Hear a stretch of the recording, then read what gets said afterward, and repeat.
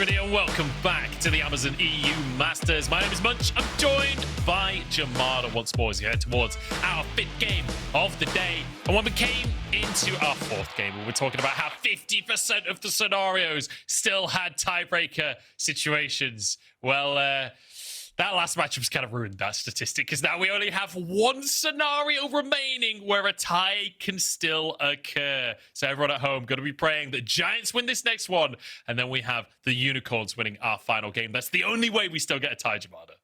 How many times can Giants make it into knockouts? Just one.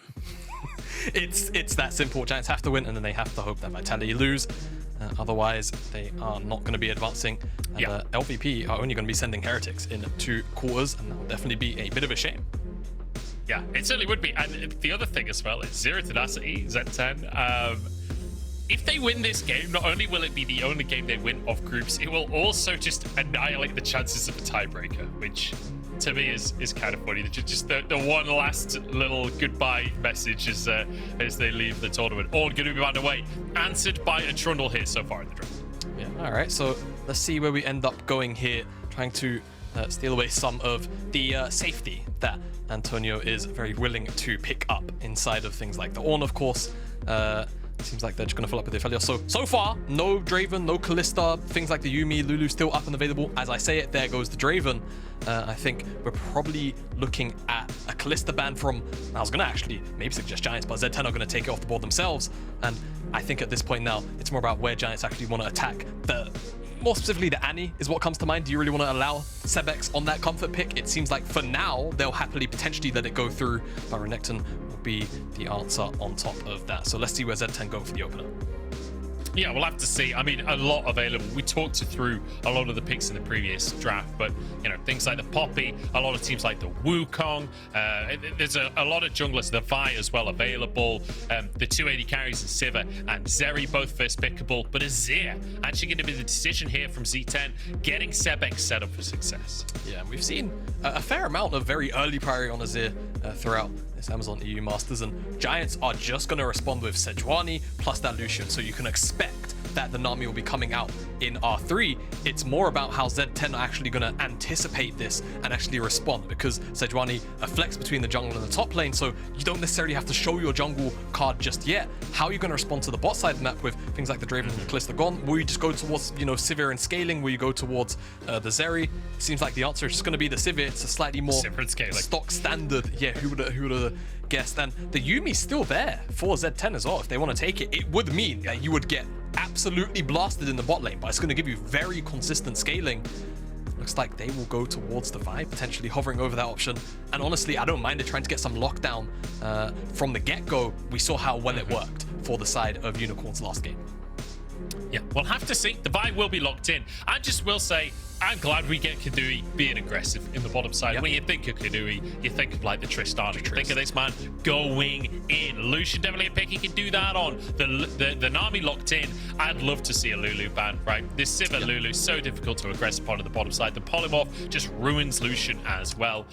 Would certainly free you up a lot on the bottom side. Yeah, and I also wonder, maybe, are you okay with the Lulu? I feel like, to me, the question is, would you have left up Yuumi so you could get a free winning lane, but then you obviously risk, you know, if you don't meet the execution of allowing Yuumi to scale. But then the other one is also Renata, because I feel like Renata can really shut down some of these aggressive lanes sometimes just by having a really well-placed handshake, but of course can be flashed over, things like that, cleanse the way as well. Seems like at the very least they're going to get rid of that Yuumi. They don't want to have that paired up with the Sivir. We've seen it way too many times, and Z10 now have the opportunity to remove away some of these stronger topsiders. I feel like they could have also pinched on Jiizuke's pull here as well, but of course still have one more opportunity to do just that. Nautilus taken off the board, so Lulu and Renata both still remaining. Neither of the picks we talked about being potential bans here. Just removing some of the harder gauge, which, you know, when Vi doesn't have that backup, can certainly be useful. And we'll see what the ban will be from Z10 as well. Whether they want to go towards Jiizuke, like you say, or whether they want to go towards one of the other lanes. You know, banning the Wukong, it could still be a Sejuani jungle, technically. Yeah, true. And I actually kind of like this call out here of the Taliyah jungle, because early on it can still kind of match a lot of the priority that Azir typically gains in most matchups. But also, this is, you know, when you think of Taliyah, a lot of the time, you think of Jiizuke. They're almost synonymous with each other. His two most played with the Taliyah and the Azir. So I like that, because also as the Taliyah likes to get around and roam, could have potentially bought a lot of space here. I was wondering if they would end up locking in this area. It would have been fun for a solo lane matchup, but I think a little bit too overzealous. So Sylas is all coming instead, and we've seen this matchup time and time again. A couple of very strong almost steal away. Lockdown from Vi, going to be very crucial potentially in looking towards people like Sebekx and BZZ. Yeah, that would have been too good to be true. That would have been too good to be true to see the Zeri solo lane or Lucian solo lane. But with the Nami, you assume Lucian's going bot. But the Sylas, exceptionally strong pick, has some great ultimates to take away on the other side as well. Is Aatrox going to be the blind pick on that top side? And that does sort of make sure that the Sejuani probably does go towards the top lane at that point, because the Aatrox is one of the picks that's really great when you're going for the Sejuani jungle. You could, if you're the Antonio, call this... Well, Kled would be really damn spicy. Kled, apparently. I was going to call out maybe for a Fiora or a split pusher, right? I feel like you could go that angle. When you have so much, you know, lane dominance, typically that's something you can kind of confidently lean on as a sort of back burner pick. And honestly, I like it. I really like it. We've already seen the matchup today once, and Mumus didn't have a lot of fun in that lane, and it was Mumus piloting the Aatrox. So I quite like this from Antonio, and Giants just saying, we've seen you play this matchup once, we feel like this is something we can also punish you on. And when you look across the rest of the map, they've got strong setup in 2v2 in the mid lane, and they've also got a very powerful 2v2 in Nami Lucian. They've got lane prior across the board and a counter winning matchup in the top side. This is going to be a difficult draft in the early game for Z10 to play through.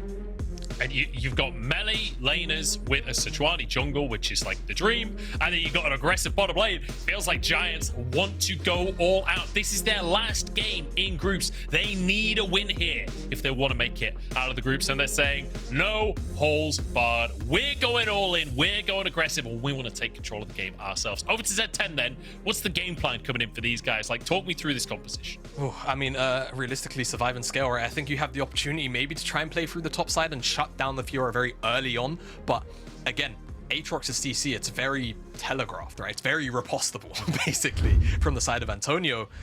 So I think it's going to have to be very, very, you know, it's cookie cutter stuff, right? You have to try and catch Antonio off guard, you know, immediately flash on top of him with the Q, give him as little time to respond, things of that nature, but we're here into the game.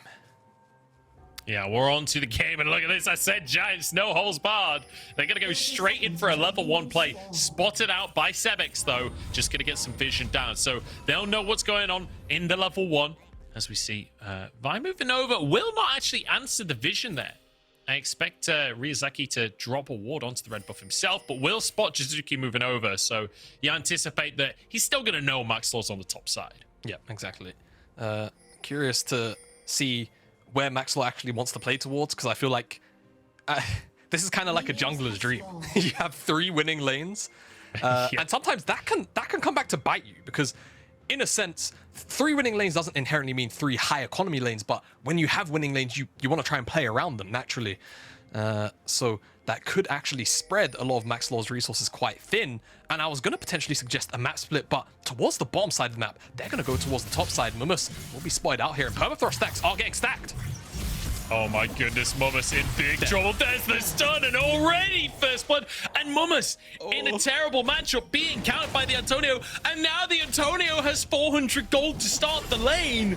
I don't think you're going to start any worse. The only positive is the Antonio doesn't get to spend it yet, but expect Antonio to have a lot of control in the first couple of waves, and then actually look to just cheer equal, basically spend all that additional gold and then start to stat check Mumus.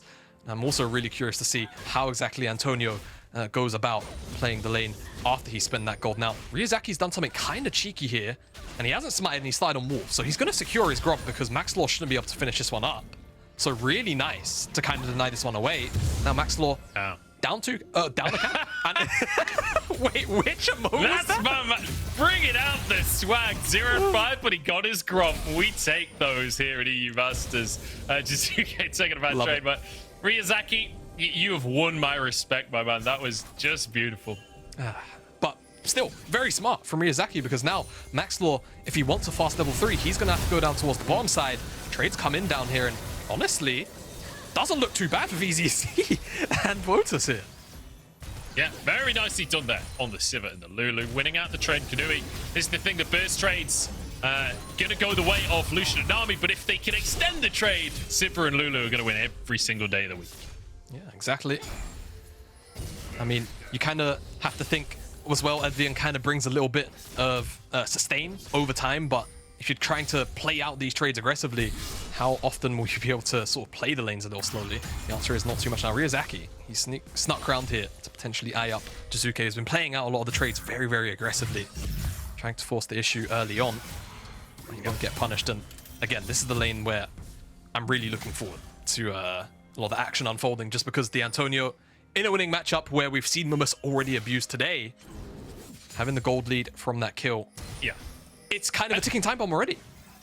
It really is, and it feels only right that that ticking time bomb is in the pocket of the Antonio, you know, the franchise player from Giants. Last time we saw Giants at EU Masters, it was summer last year. And the Antonio is the only remaining player from that roster on the team, and now starting things off strong, having a great matchup for himself, can be a carry for his squad. And remember that Giants need this win. If they don't beat Z10 here, then they are out of the tournament. So for the Antonio, feels like not just a lot of trust on his shoulders from his team, but also a bit of pressure on his shoulders too to perform when it matters the most. Yeah, exactly.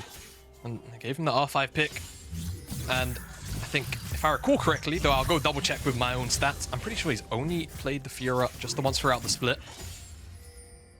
So yeah, big time to call it out, of course. So, but also he got to see Mumus playing against the Fiora. Yes, and he liked what he saw. He was like, you know what? I want to have a try at that matchup. I want to play Fiora against that guy, because liked how it went last time around. So far, so good. You know, a little bit of a CS lead with the wave pushing in towards him as well. Obviously, the kill that we talked about before. And it does feel like this is one of those matchups as well that it's not just about the early game. Like, when it gets later on, there's no universe in which Aatrox can match a Fiora in a side lane. Yeah, exactly. And the big problem as well in this matchup is, for the Aatrox, you can only really confidently play out so like 1-5, even then the trades are neutral or blessed. You're going to need your jungler to come and kind of assist you, whether it's wave state, whether it's trying to deny away CS. That just didn't end up happening, right? Ryuzaki was forced away from the top side very early on in the first clear, and of course Mumus ended up getting picked off at level 1. That window's passed. Plain and simple. Yeah. You're already at level 6 and Antonio's got his own individual lead. He's going to confidently kind of just cruise this one home. So Z10 are going to have to try and look for something elsewhere, where realistically you would want to hope that the top side of the map, when you've got Azir, sort of Sivir, no engage support on the bottom side, when you've got Vi, you'd want to try and play towards the top side very early on to look for leads. Giants denying that beautifully, and look at this vision as well. You said you wanted to see people playing towards the top side. Well, Giants got the memo. Mumus has Splash. Level 5 right now. Close to underneath 6. that tower. Not level 6 just yet. Close to it, but now dive. Grand challenge is there. Stun lands Jiizuke. The one underneath the tower. Tanking right now, but he's going to go down. Mumus survives. Sebekx is here. And Giants, it's all falling apart as Z10 look to punish. Flash from Mumus. He wants his moment in the sun. And the Antonio will go down. It's just a misexecution from Giants. They are unable to burst him down. I'm going to need a replay to see why exactly that went wrong, because when you've got Sylas stun, you've got the permafrost, that should all go right. You could even maybe find Antonio riposting one of these hard TCs, the sweet spot Qs, but none of it comes out. Let's actually break down what happened. So it's Maxlore that tanks up tower initially, and unfortunately for Giants, Antonio doesn't end up riposting that sweet Q, that third sweet spot rather, and Jiizuke ends up dropping on the back of it, and the chase down is just there. Misexecution from Giants, great punish from Z10. Yeah, the Antonio missing his riposte there, but also tried to walk down past the tower. There was a minion blocking that spot, and so he got passed the other way, then had to Q past. That was pretty unfortunate that the minions there just ruining the play, but also some mechanical misexecution from Giants on top of it. It leads to a disaster, and it leads to the fact that now that top lane basically even up just a 200 gold lead in the pocket of Antonio, when it felt like that should have been a much bigger advantage. Yeah, and you have to remember, Aatrox, this version of him where he's not commonly going Gore Drinker unless the comp really suits it, where it's, you know, complete fist fight, melee range 24/7. The Eclipse just kind of gives him a much sharper power spike in damage, all of the lethality, the slightly upped AD in comparison to the Gore Drinker. Just makes him spike a lot harder, right? Even Soraya Dirk, a much stronger one item in comparison to the Iron Spike Whip. Iron Spike Whip, you know, it's an additional half an auto attack, more or less. Whereas, of course, all that extra lethality is going to go the distance at the very early levels. So we'll see what Mums can actually leverage off that. For now, though, Giants still in control of the top side. They're starting out this Rift Herald. Yeah. Still knowing that they have the better matchups, right? Still knowing that they can just brute force a wave in, move over to this Herald. The Antonio helping his jungle out. It's spotted, though. Q being channeled by Ryuzaki goes into the brush. He is spotted. As he moves up to the top side here, gets level 6 off the minion wave. Really smart, can they contest? Maxlore with the smite here, and now all in onto Advienne. He flashes out to the backside of the fight. There come the soldiers, bubble into the middle of everyone. Keduii though, big damage coming out from this Lucian. VZZ behind enemy lines, but it don't matter because the fight is over. Fight's over. Giants, they're just stronger at this point in time, even though the setup isn't too bad. Mumus hit sweet spots on 2 members back to back to back. The damage follow-up, though, just wasn't there from the rest of Z10, and Giants simply have the numbers advantage. So let's take another look here as just great engage onto Advienne, but survives, flashes away. And now the rest of the team can move in. Jiizuke, beautifully done. Yeah, really nice move there. And I mean, there's just not really too much Z10 can do. Numbers advantage. Realistically, no damage even follows up, and now Mumus in trouble. Maxlore's here. No way Mumus walks out. Kedoui's out of cooldowns. There's a shield coming on through. Went a little bit pear-shaped on this top side. This is an unlucky tower for Giants this game, but there should be at least a couple of plates going down. Oh, Jiizuke's behind enemy lines as well. It couldn't be getting any worse. It's the flash from Keduii. One more auto will finish all 3. Advienne, oh sorry, Wojtus does get away with his life, but it's not going to matter all too much. Yeah, I mean, Giants, they get the dive this time. It works on second time of trying. They get the Herald charge as well. The gold lead. For what?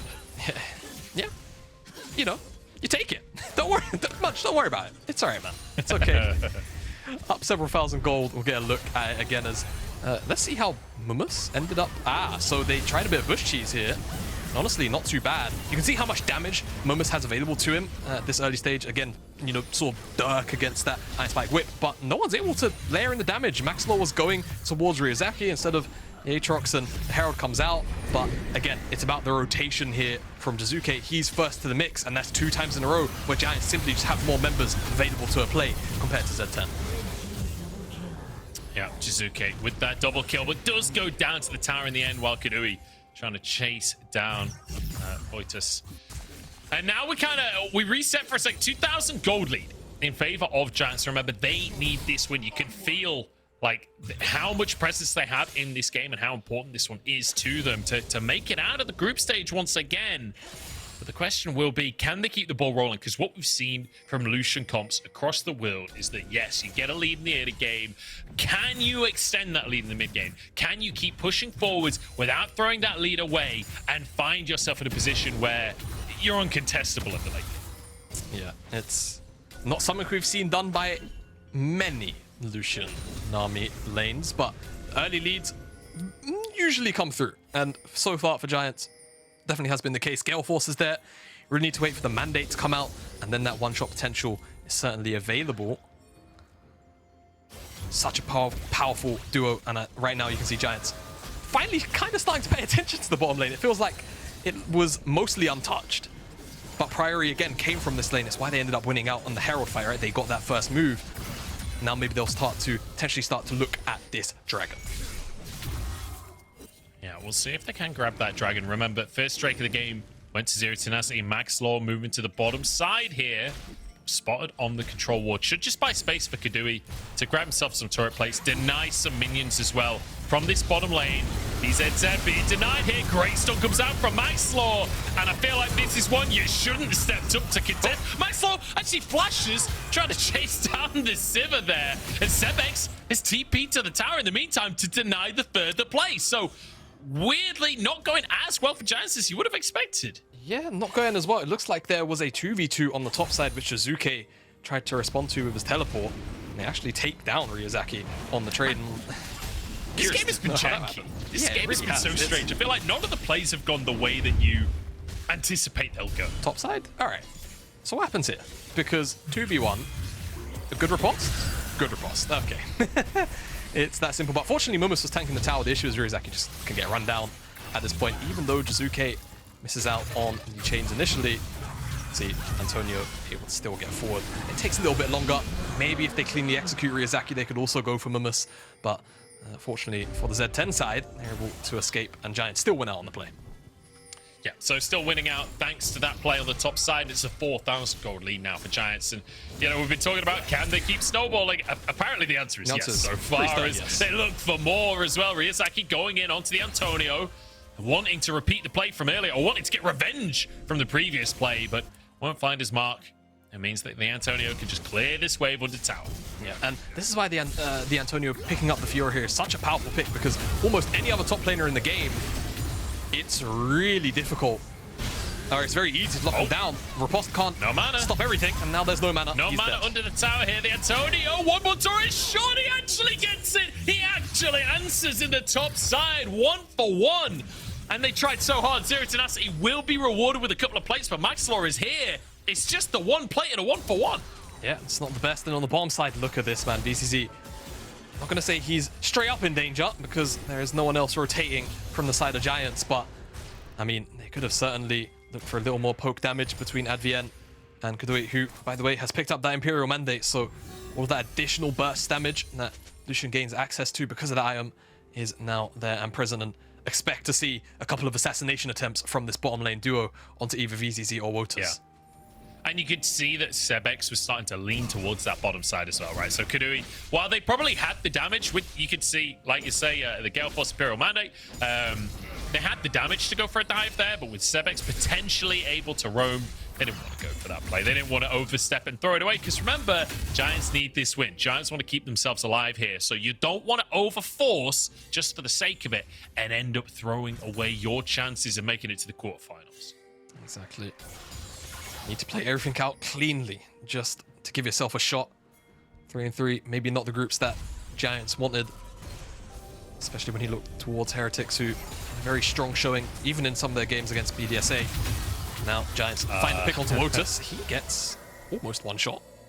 But yeah, oh, maybe nice little dodge. I thought he was doomed, but apparently he's got the fancy footwork to make it happen. Survives for this one, and in answer on the other side of the map, Z10 grabbed themselves a Herald. So nice little play here. It is obviously traded for the tier 1 in the bottom side, but still, Z10 finding something for themselves. Yeah, not too bad for Z10 at the end of the day. And if they can find a positive skirmish, you know, maybe they can use the Herald on the back end. There's a lot of pings coming towards the top side. However, Ryuzaki's going to go back to base, so that's not going to be something they will be looking at right now. Like you say, Giants make a play on the bottom side. Doesn't quite work out. Play on the top side as well. Thwarted. I don't want to say they're going to be tilted off it, but it's definitely a pretty frustrating sequence of play. Yeah, definitely a frustrating one. That is for sure. And, you know, you're talking about Team Heretics earlier, and I feel like for Giants, they need to win this game to make it to quarters. Heretics already made it as Momus. Oh my goodness, the speed at which those vials were procced, but Momus will survive. Maxlore invading in the meantime. Kind of wants to go into Momus, I think, but won't find his opportunity. But Giants would love to make it to the quarterfinals once again, because they lost to Heretics in the grand final, in the LVP, right? 3-1 in the end. They don't want to end up falling behind Heretics again now in EU Masters. They want to prove that they can take down their rivals. A bit of regional pride on the line in that sense. Nice attempt from Jiizuke, but isn't going to be able to scoop up Sebekx, and now the Herald's going to be dropped on the bottom side of the map. In response, really nice. Yeah, great stuff. And I have to say, big respect to Zero Tenacity, right? You're out of the tournament at this stage. Like, there is no way you're making it out of the groups, but still, game number 6, coming in, playing a good game, still trying to get the wins on the board, still trying to show up here for your final one. And big respect for that one, because let's be honest, Jamada, we've seen it a couple of times over the years where teams don't necessarily try their hardest in their final game. We have seen teams clock out for sure. I'm not even going to... We've seen teams clock out after 1 game. Never mind after 5. So, Definitely very nice to see Z10 coming in, taking the game seriously. Of course, still a lot on the line for Giants at the end of the day, right? Z10, even if they're not going to make it through, can play spoiler for Spanish side. And I'm sure it's always one of those, you know, sort of bittersweet things where you know you're not going to be in the tournament, but you're dragging somebody else out with you. Kind of a weird And the thing emotion. is, yeah, it's one of those where it's like, what kind of person are you? This is how you find out.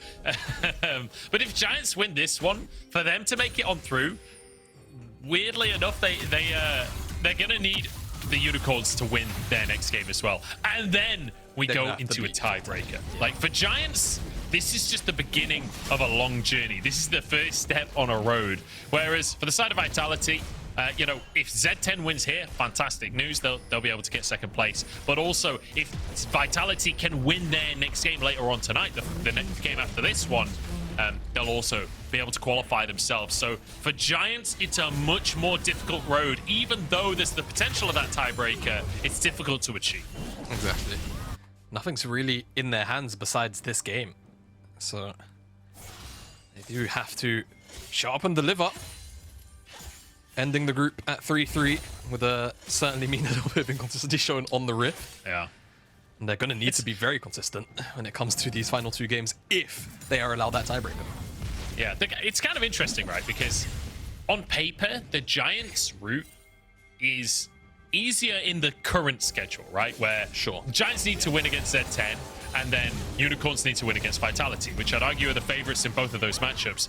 But then you have to do a tiebreaker on top. Whereas Vitality, while the result is harder to achieve in the current schedule, in that they need to beat the Unicorns, or they need Z10 to win here, ultimately they won't have to play a tiebreaker. If they're making it through, it's very likely because of the normal schedule. Yeah. Exactly. That was very wordy, but you know, you got there. Across. you got there in the end. And you know, I think it's really important to note, right? Vitality oh, I might have to hold the narrative point because maybe Giants want to end it for me. Yeah, Mumma's the target. Worldender comes on in, but Keduii, big damage here. Some nice sweet spots. Mumma's keeping himself alive here. Keduii has to get force, but still, the kill comes on through. Tidal wave in, but Ryuzaki there to block the play. Sebekx trying to move on to the play as well as VZZ. Great spell shield. Now onto Jiizuke. Tao comes down. Maxlore stunned up. Ryuzaki in the middle of everyone. Maxlore to fall, and Ryuzaki survives. Jiizuke now trying to walk away as well. As the Antonio arrives on the play, Giants aren't done just yet, despite it being a 1-for-1 so far. Keduii wants some more. He wants to go forward, he really does, and the rest of Z10, they're still sticking around. The Jiizuke's pinted them off. Looks like they're just going to disengage, though. That could have gone really dicey for Z10 if Giants felt like going for it, but they found Ryuzaki in the jungle. Oh, the boomerang goes slightly wide, and now VZZ in trouble. Keduii goes crazy. Double kill comes in. Sebekx to answer it as Jiizuke now has to escape. Mummas is back in the fight. He was the first casualty. He's rejoined the fray again. Jiizuke stuck in the back of Baron Pit. Gets over the wall, the blast cone to get himself out to safety by the skin of his teeth. Do you know what might have just saved Jiizuke right here? Do you see that one blue icon underneath the kill score there? Ocean Dragon regen. True, actually just kept him alive. As the initial play, like you say, Mummas, it starts with him and it kind of ends with him, doesn't it? Gets picked off there by multiple members, and Giants are able to start to try and collapse, but they kind of overreach once Ryuzaki shows up, and the damage return starts to come through. VCC, amazing spell shield to ensure that the chase down can continue, and the ultimate from Ryuzaki hadn't actually been exchanged yet, so blows that one to kill Maxlore. Jiizuke goes in and very swiftly exits. Once the teleport comes down, you start to feel like once we see Keduii and Jiizuke make their wrap around that potential collapse come through, now Jiizuke, as we come back out of the replay, is looking for something. Yeah, he wants a 1v3, has a wild growth to make it happen as VZZ arrives. And Jiizuke, mate, that was, you're biting off a lot there, and you can't shoot very much right now. Maxlore, at least we're going to Drake on the other side of the map. But that was ambitious, to say the very least. What's the saying? I think its eyes are bigger than your belly. That one, Jiizuke. Yeah. Looking for the play. Yeah. It was a bit troll. But at the end of the day, Giants, they still pick up the dragon on the bottom side. The death is kind of inconsequential, but it's still gold that you're giving over to the enemy team. Maybe unnecessarily. And I mean, Z10 gonna welcome that with open arms, to be fair.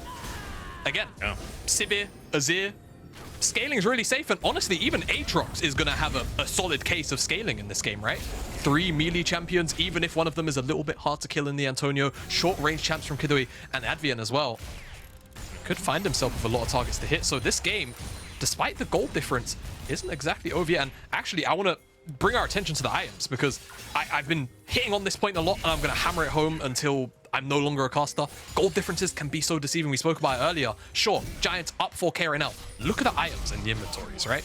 Sebekx is the one with the item advantage into Jiizuke. It's item parity in the bottom side right now. Okay, never mind. Keduii just bought, no, just bought a whole rapid fire cannon. It's okay. No, it was when I started the point, not anymore. But you can still kind of understand the point. It's the 4k gold lead, but Sebekx still, you know, up on Jiizuke for now. Item parry is almost across the board. Black Cleaver's very close to Lummus, even though Antonio just finished up the Hydra outer base. So the fights are still playable for Z10. It's actually just kind of about finding those strong conditions to successfully not allow Giants to win a team fight, which for them right now, Giants, it's just about finding fights and scrapping, because they are simply so far ahead of those midi champions in the Sejuani. Yeah, absolutely. I mean, I agree with your point fundamentally there. And also, to back that point up further, you know, Keduii, he's playing Lucian, very short-range champion. If you can get that pick, if you can polymorph him, Ryuzaki gets the ultimate off, etc., like, those 3 items no longer exist, right? Your item advantage goes with the player advantage, and that's the opportunity then for Z10 to take control of the game. So plenty of opportunity there if they can find that angle. Black Cleaver now finished for Mummus, getting ready for the team fights, getting ready to shred some armor for his squad. The whole squad of Z10 slowly but surely inching forwards, but they were on a ward the whole time. Will sweep it, will escape with their lives. I can just imagine from Giants' POV, they're just like, what are these guys doing, man? They're just still in the mid lane. Just having a little dance party, basically. Have they DC? Like, what's going on? Wukong impressions as they spam S.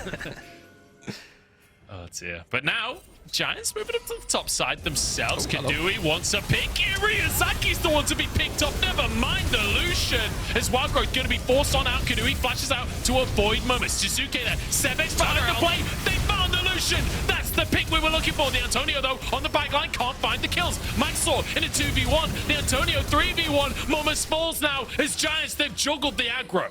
Yeah, exactly. You can kind of see what I was talking about. Once Keduii was immediately removed from the equation, the fight looked like it could have gone either way, even though Mummus was not really adding too much. Once he was in the mix of things, he was kind of just stuck.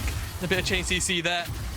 Really nice from Z10. The turnaround, despite Giants trying to leverage how strong Keduii is. Almost one-shots this Vi, but again, turnaround with the passive, keeps him alive. The Wild Growth also comes in just in time to keep him up and running. And from this point, again, you know, Sebekx on the back line here, great wall, and he's able to just assassinate the Lucian, and now the item advantage is entirely gone for Giants. It's about Antonio trying to find something, but he just isn't able to. Who says Azir isn't an assassin? TPing behind enemy lines, diving in, finishing Keduii off. Sebekx making it happen, and you can see that in the scoreboard as well. Just finished his 3rd item, 4-1-0 right now, and I feel like he's the one that has to step up for his team. They want to get a win on the board. They want to play spoiler for Giants. They want to qualify Vitality by the looks of things, as maybe they got some mates on that roster, because they are here to play. They are not giving up. They want to get that final win on the board. They're a LFL #1 fan, apparently, right now. As Dragon spawns up in 40 seconds, but Z10, they don't really seem to care about. They're pathing into the top side of the map right now, trying to seize control of the river around the Baron.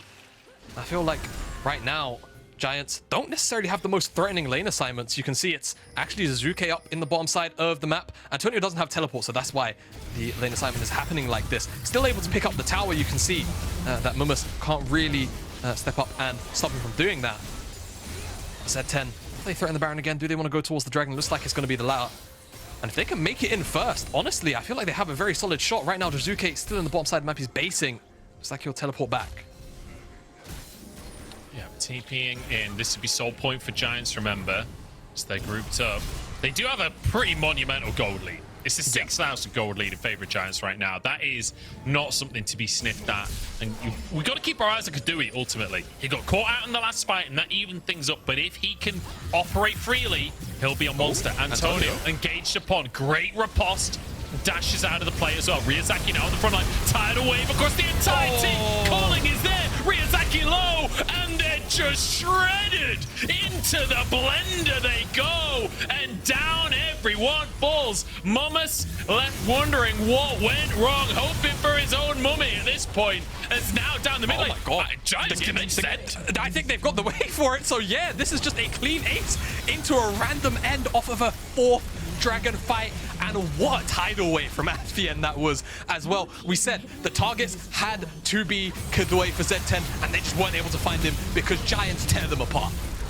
The speed and decision at which Giants have just ended this game is mind-blowing. They are not out of the tournament just yet. They will never say die. They keep the tiebreaker chances alive. They do indeed. Giants fought for their lives valiantly, and they've still got a chance. It's all going to come down to game number 6 of the day to give us the answer on whether or not we'll have a game number 7. You have to feel a little bit bad for Z10 in that game, though. Definitely had at least half an avenue back in. Unfortunately, it felt like Giants just ended up slapping them with their wallets come that last team fight, man. Yeah, it felt a bit painful on that last one, just forced into a full 5v5. I feel like they could have waited. I think you could have allowed the soul point over and just gone for the next fight. But I understand the thought process and wanting to try and contest. You were getting to kind of the 3-item mark, so wanting to use that, wanting to use the strength that Sebekx had on that Azir. But unfortunately, the second everyone commits onto the Antonio, the rest of the team from Giants can commit to the rest of the fight, and it's not like they didn't have engaged tools to make that happen with. Yeah, absolutely right. And I feel like the other thing that kind of went a little bit silent there is the fact that Jiizuke also kind of pincered them off from the bottom side of the fight, able to just kind of get clean access in, whilst everybody was focused on the Antonio, like you said. It just allows Lucian to dash forward and actually, you know, flash his cash there with that massive gold lead he had. Great stuff from Giants overall, right? I feel like if they do end up going into this tiebreaker scenario, I can feel a lot more confident about them in that 1v1 against Vitality. We still have to see how Unicorns are going to play, though, because realistically, do you feel like dropping a game?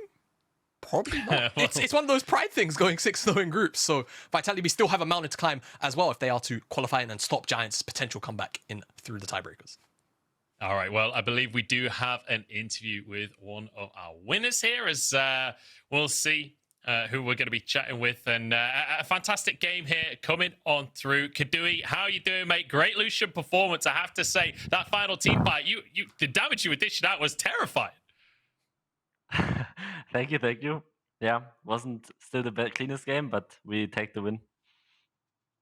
So talk me through some of the moments throughout this game where you're playing on the Lucian. I feel like when you're playing Lucian, you're constantly on a timer, right? And it felt like you were playing on the front foot, trying to find aggressive moments, and then you sort of got caught out in the fight around blue buff. And was that like a scary moment for you guys in the game? Did that feel like you were losing control, or was it just a blip on the radar when it comes to the bigger picture of the game? Well, to be fair, I think I trolled that really hard. In the first place, I thought we would fall behind very hard there, but we actually end up only trading 1-for-1 in that moment. So I was happy that it didn't go too bad. But yeah, I could have done that way better there. Like the vibe was too tanky. I couldn't one-shot there in time. Definitely too tanky. It's always the answer when you don't manage to kill. I want to ask you, if you do make it into this tiebreaker, right? What do you feel like you guys have to clean up to actually take down Vitality and sneak into the second spot? Because from a spectator's perspective, it feels like you guys haven't always been on the same page in all of these plays that you've been making. Is that the same kind of vibe and feel that you've been getting in the game? Or do you feel like there's other issues potentially that you want to clean up, hoping that you get into this tiebreaker? Yeah, for sure. That's one of our biggest issues, being on the same page and knowing what we want to do. There's also a lot of like communication from every single player in the team, and it's kind of too much, and we are struggling very hard with that. But I feel like today, when we played for Vitality the first time, we kind of had very clean mid-jungle 2v2s around mid, and that snowballed the game very hard. And the moment we are like in a winning position, for us, it's easier to get out with a win then. But we need to be ahead in the first place. All right, final question then. I want to ask you about the AD carry meta, because I feel like you're a player that's built a reputation of being a very aggressive AD carry. And I feel like right now in the meta, there's a lot of Zeri, there's a lot of Sivir, there's not necessarily that much agency in the early game. Do you find that this is a meta that when you're a mechanically gifted AD carry you can thrive in, or do you feel like it's kind of suffocating because you have to wait so long to make things happen? I think in this kind of meta, it is only based on team fights as an ADC, especially if you play Zeri or Sivir. You're kind of going even in lane every single matchup. So the only thing you can shine is being great at team fights. And I kind of don't like it. I feel like there should be a lot of fighting before as well, in lanes and in 3v3s. So I prefer not playing the Zeri Sivir meta, but yeah, it's kind of OP, so you are forced to play it.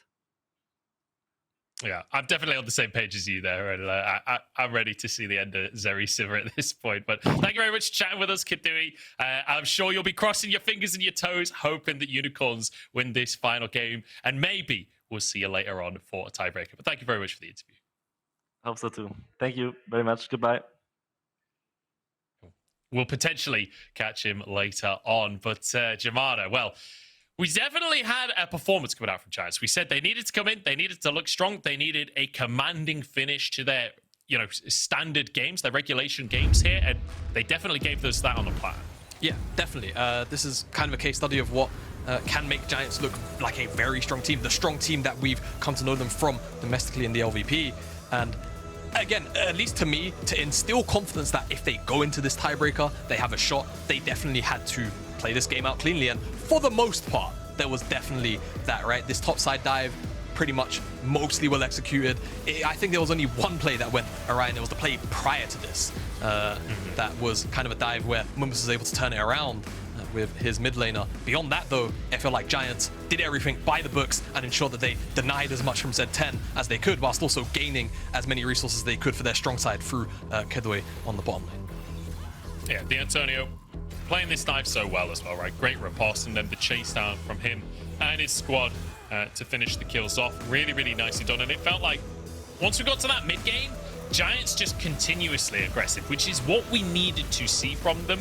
We needed them to continue this aggression with just a couple of hitches, right? We did see some moments where it didn't quite work out, like Keduii was talking about in the interview, the one fight, which I'll assume is the next replay, where Keduii kind of oversteps just a little bit, gets TP'd on, and we see the Sebekx Azir assassin mode. But generally speaking, Giants a fairly smooth win. Yeah, exactly. And they're going to need to be smooth if it comes to a Vitality B rematch, as Vitality B, they can be a lot more aggressive in response compared to a Z10 here. Yeah. And this is the replay we was talking about. Sebekx kind of slides in with the assassination, and this is maybe the moment where we start to think to ourselves, maybe Z10 can slide back in here. It's not unthinkable at the end of the day. Giants have a very early aggression-based team composition with a very hard-scaling side laner, realistically, whereas it's all about the team fighting aspects of Z10. But eventually, this tidal wave just breaks the game wide open. Yeah. 4 members hit. VVC actually does spell shield it, but then it opens himself up for the Viol to come through. And at that point, the rundown had already happened, and he was the second to last to drop as Mumbus, sad top laner.